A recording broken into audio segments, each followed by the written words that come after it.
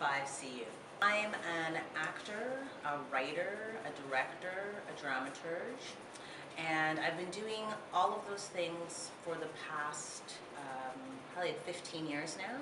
I've recently got into writing screenplays and working in a bit of production to get those screenplays produced. As an actor, I've worked across Canada, throughout the United States, as a director and a dramaturge and a writer. Most of my work has kept me here in Toronto, where I've had shows. I started my theatre career in Winnipeg, Manitoba, where I was born, and from there I went to a theatre school in Montreal called the National Theatre School. It's a 3-year program where you sing, you dance, you read plays that are considered classical, and then you do a lot of new work. And I graduated in 2001 and then moved to Toronto, and my career flourished from then on.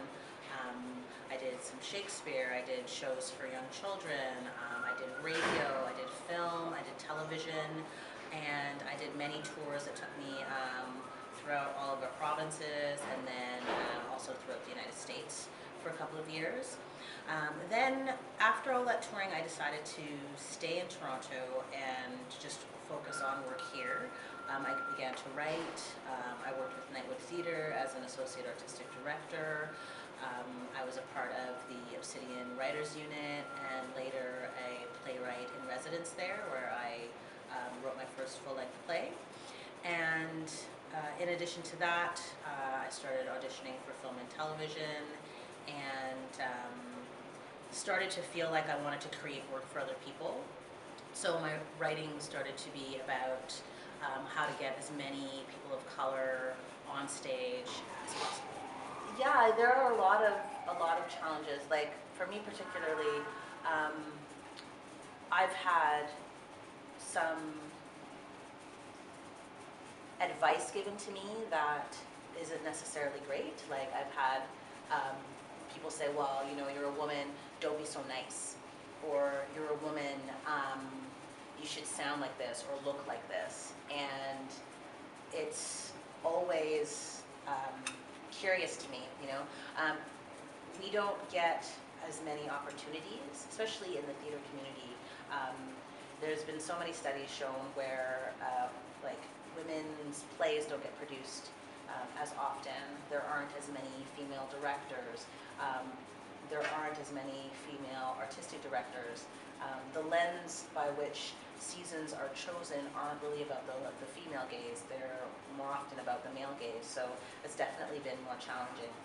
For me, I try to combat that by like just being extremely consistent and like just doing strong work. And taking a lot of value and pride in the things that I do, and giving myself the time to do the things that I do. So I don't try to jam up my schedule with a lot of things. You can't really, at some point you can't really do anything about how people perceive you. All you can do is really sit back on your values and work from there. So I feel like I've accomplished a lot. I have a lot more that I'd like to do, and I don't really allow for a lot of those paradigms to hold me back. Well, the challenge in the industry, I think, has to do with racism, actually, and the way that we talk about addressing those issues. So we use words like multiculturalism, we use words like diversity, and we ask people to make choices based on you know, this language, when we're not actually addressing like systemic racism or injustice and the things that we're doing to disrespect or invisibilize certain cultures and groups of people who are marginalized. So, you know, certain companies have to hit certain quotas, and people need to look at their workforce in a certain way, and are, you know, at times, you know, forced to undergo certain kinds of training and awareness, but that doesn't really address the inequality and like the day-to-day microaggressions oppressions or the day-to-day racism or the day-to-day systemic policies that are ingrained in our laws and in how we function even as a country. So it's really hard to combat all of that. It's a huge challenge. I'm not sure that we'll be able to combat all of it in this time, but I feel like we're definitely on our way, and people are articulating themselves way louder and across many different medias in order to make those changes happen. Like, when we look at how the laws are created, we're not responsible for that as a people. Like, we're not responsible for that. So that is something on its own that needs to be like defragmented and broken down. But in terms, it sounds like what you're speaking about is like personal responsibility and self-awareness, and that's absolutely, definitely important. It's a harder thing to achieve because it's so individual, and it takes a lot of self-reflection, and it takes a lot of ownership and a lot of how do I say, like, you've got to see a future for yourself, imagine a future for yourself that you may not have ever encountered ever, and achieve that, right? Like, in order to be imaginative, sometimes you actually have to like address all of the badness that's basically happened to you, and not a lot of people are willing to do that. So then you have groups of people. Some people are like on one track and they're all about supporting and they're all about a certain kind of generosity. Then you have some people who are like, takers, or they're not going to support because they feel like, a certain thing has happened to them. So I feel like, when we analyze our group, we can have all of this desire, and we can have all of this hope, and we can have